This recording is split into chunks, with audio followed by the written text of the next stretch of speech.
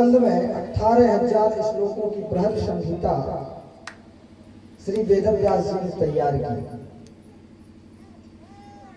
तो अब देखो, भगवान की कथा भी इस धराधाम पर आ गई और कथा का प्रचार करने वाले व्यास जो है वो भी श्री सुखदेव जी महाराज भी इस धराधाम पर आ गए। अब कौन बचा? कथा को सुनने वाला, है ना? 3 लोगों की आवश्यकता है कि नहीं? एक तो कथा की, एक कथा सुनाने वाले की और एक कथा सुनने वाले की। तो जितना अच्छा कथा सुनाने वाला है उतना ही अच्छा कथा सुनने वाला भी होना चाहिए, तभी तो कथा अच्छी होती है, तभी तो आनंद आता है। भगवान के परम प्रिय भक्त श्री सुखदेव जी महाराज जो कथा सुनाएंगे और उतने ही बड़े परम प्रिय भक्त श्री परीक्षित जी महाराज जो कथा सुनेंगे। अब उनके जन्म की कथा, कैसे उनका जन्म इस संसार में हुआ, वेदव्यास जी लिखते हैं,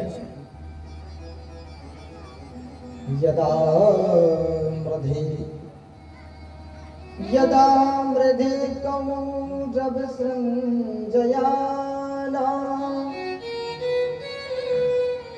वीरेष्वथो वीरगतिं गतेषु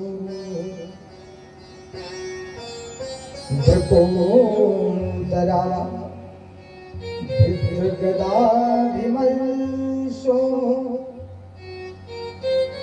भगनो दण्डे धृतराष्ट्रपुत्रा।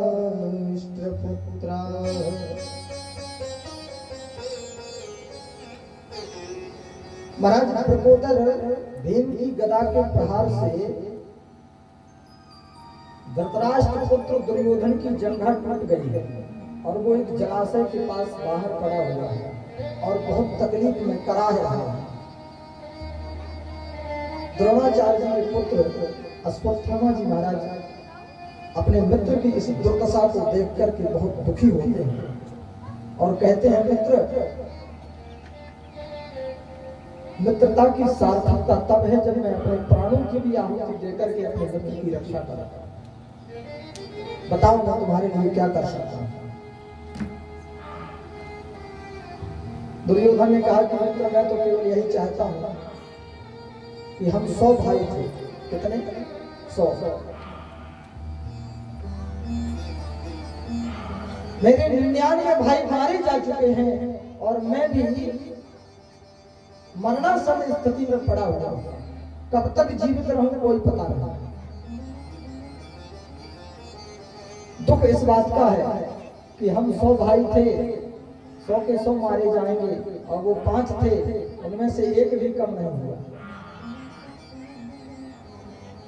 इस बात का दुख है। क्या करूं? बोले मुझे 5 पांडवों के सर यदि लाके दे दोगे तो मैं बड़ा प्रसन्न हो जाऊंगा। रात्रि में सोते हुए पांडवों की पत्नी माता द्रौपदी के 5 पुत्र सो रहे थे जो पांडवों के समान ही थे। सोते हुए उन छोटे छोटे बालकों का सर छेदन करके बाण के द्वारा उन 5 के सर को हाथ में पकड़ के अपने मित्र दुर्योधन के पास ले जाकर के उसने जब प्रस्तुत किए तो अश्वत्थामा के मस्तिष्क में मणि लगी हुई है। उस मणि के प्रकाश में जब उन चेहरों को देखा तो दुर्योधन समझ गया कि ये पांडवों के चेहरे नहीं हैं, ये जो सर को लेकर के आए हुए ये पांडवों के पुत्रों के सर हैं। अश्रुपात करने लगा दुर्योधन। आज पहली बार दुर्योधन को ये एहसास हुआ है, आज पहली बार पांडवों से इतना द्वेष करने वाला दुर्योधन पांडवों के प्रति सहजता और दुख प्रकट कर रहा है। अरे ये तुमने क्या कर दिया? मैंने तो तुमसे पांडवों के सिर लाने को कहा था, तुम तो उनके बच्चों के सर लेकर के आ गए और चढ़ चुका है आज का। तुमने तो हमारे वंश में पानी देने वाला भी किसी व्यक्ति को नहीं छोड़ा। अरे हम तो मर गए, कम से कम पांडवों के ये पुत्र हमको तिलांजलि के प्रदान करते, तुमने तो उनको ही समाप्त कर दिया। उसको रख दीजिएगा तो उसी में वो घबराए ना। इसी प्रसन्नता और दुख में दुर्योधन के प्राणांत हो जाते हैं। अश्वत्थामा उन सरों को देख करके विचार कर रहा है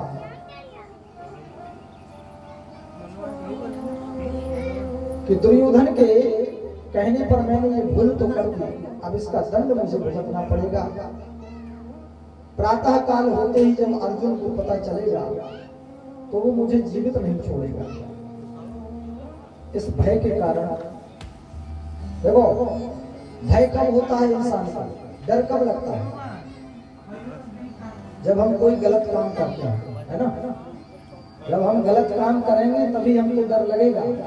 यदि हम अपने रास्ते पे सही हैं तो हमको डरने की कोई आवश्यकता नहीं। स्वच्छंद विचरण करते रहो, पूरे संसार में किसी भी कोने में चले जाओ, यदि आप गलत नहीं हैं, आप अपराधी नहीं हैं, तो आपको डरने की आवश्यकता नहीं है।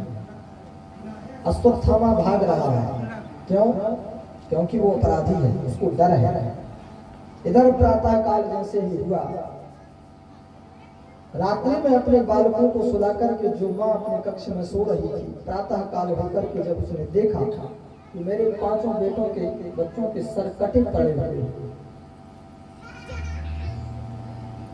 वेद व्यास जी लिखते हैं कि माता शिशूनां निधनं सुतानां, उस माँ की हृदय से गति का विचार करो, जिस माँ के सोते हुए 5 पुत्रों को रात्रि में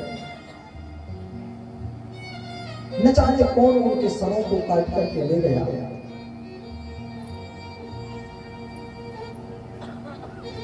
अस्त्रपात करते हुए मां द्रौपदी विचार करते हैं,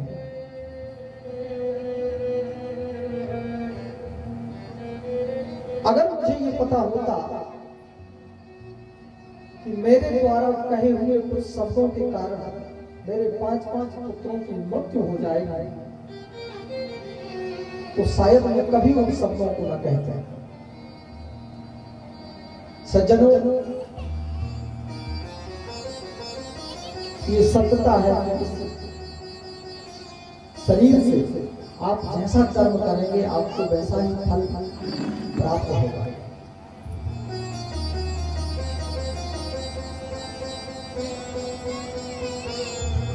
महाराज के राजभवन में जब दुर्योधन ने प्रवेश किया तो विश्वकर्मा जी के द्वारा इतना सुंदर महल बनाया गया था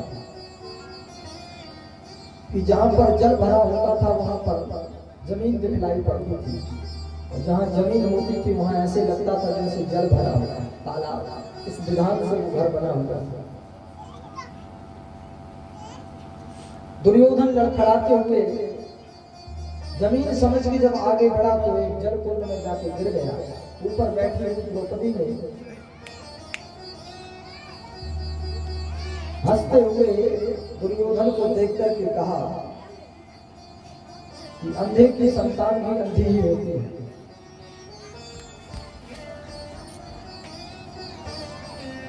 महात्मा, संत मुनि, कथावाचक, ब्राह्मण, हमारे श्रेष्ठ, हमारे बुजुर्ग हमको नित्य प्रतिदिन 24 घंटे ये शिक्षा प्रदान क्यों करते हैं कि स्त्रियों को कम बात करनी चाहिए, कम बोलना चाहिए, पर्दे में रहना चाहिए। वो जानते थे कि पुरुष के कहने से एक बार व्यक्ति पुरुष के किए हुए कहे हुए शब्दों को सहन कर सकता है, लेकिन स्त्रियों के द्वारा यदि कटु वचन बोला जाए तो उसको वस्तुतः प्राणी बर्दाश्त नहीं कर पाता।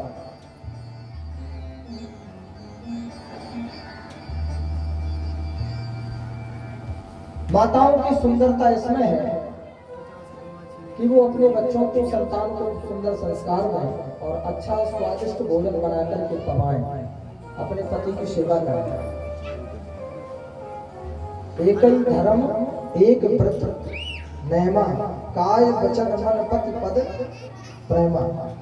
अब हम अगर ये कहें कि भाई महिलाएं पुरुषों से कम थोड़ी हैं, तो कितनी महिलाएं आर्मी में नौकरी कर रही हैं, पुलिस में नौकरी कर रही हैं, तो समानता और असमानता की बात नहीं है, यहाँ शास्त्रों के विचार की बात है।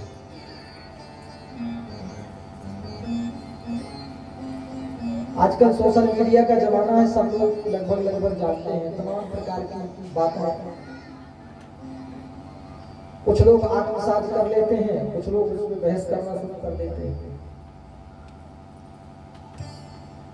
लेकिन वास्तविकता यह है कि यदि उस दिन दुर्योधन के लिए मां द्रौपदी ने ये शब्द न कहे होते तो आज उनके 5-5 पुत्रों की मृत्यु न होती।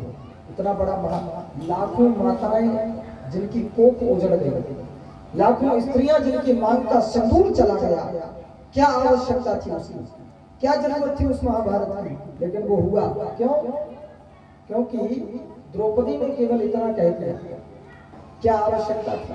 नहीं थी। आज द्रौपदी को उन कहे हुए शब्दों का खामियाजा भुगतना पड़ रहा है। आज रो रहे हैं।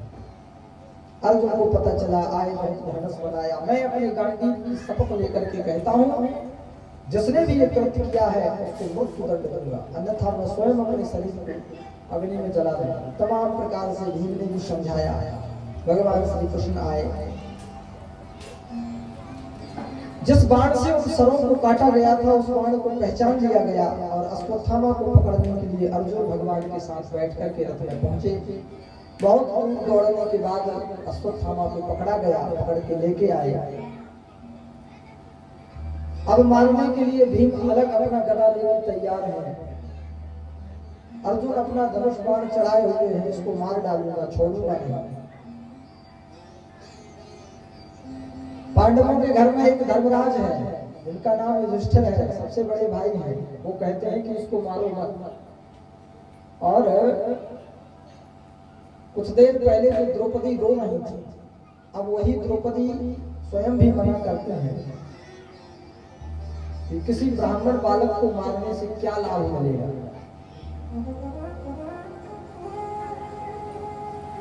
अर्जुन ने कहा कि तुम्हारे 5-5 पुत्रों को इस दुष्ट ने मार दिया और तुम कहती हो कि इसको छोड़ दो। मैया द्रौपदी कहती हैं कि मैं जानती हूं एक मां को अपने बच्चों को खोने का कितना कष्ट होता है, ये मुझसे बेहतर कोई नहीं जान सकता। जिस प्रकार मेरे बच्चों के मारे जाने पर मैं दुखी हो रही हूं, उसी प्रकार इनकी माता जब इनकी मृत्यु हो जाएगी तो वो भी इसी प्रकार से दुखी होंगे। इसलिए माता कृपी को ये कष्ट न सहन करना पड़ेगा, इसको छोड़ दो। दुर्योधन अर्जुन वचनबद्ध हैं, द्रौपदी मना करती हैं, भगवान के पास हाथ जोड़कर के सब खड़े हो गए। देखो, जब हमको अपने जीवन में ऐसी परिस्थिति आ जाए कि हमको कोई रास्ता दिखलाई ना पड़े तो हमको भगवान की शरण में पहुंचना चाहिए, है ना?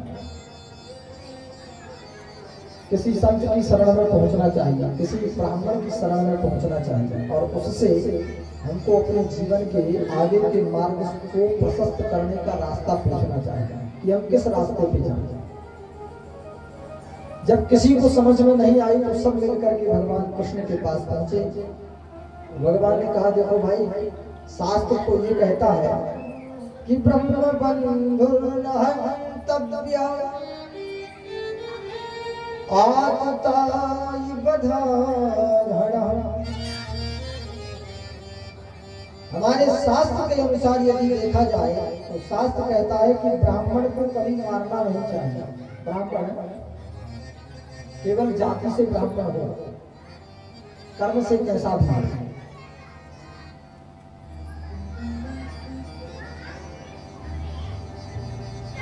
पूजिए विप्रशील गुणहीना।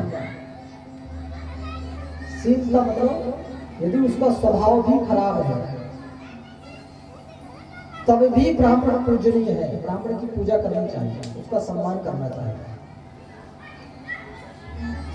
ब्रह्म बंधुर न हंतव्यो आतताई बधान है, ब्राह्मण मारने योग्य है नहीं और जो आतताई है वो छोड़ने योग्य नहीं है।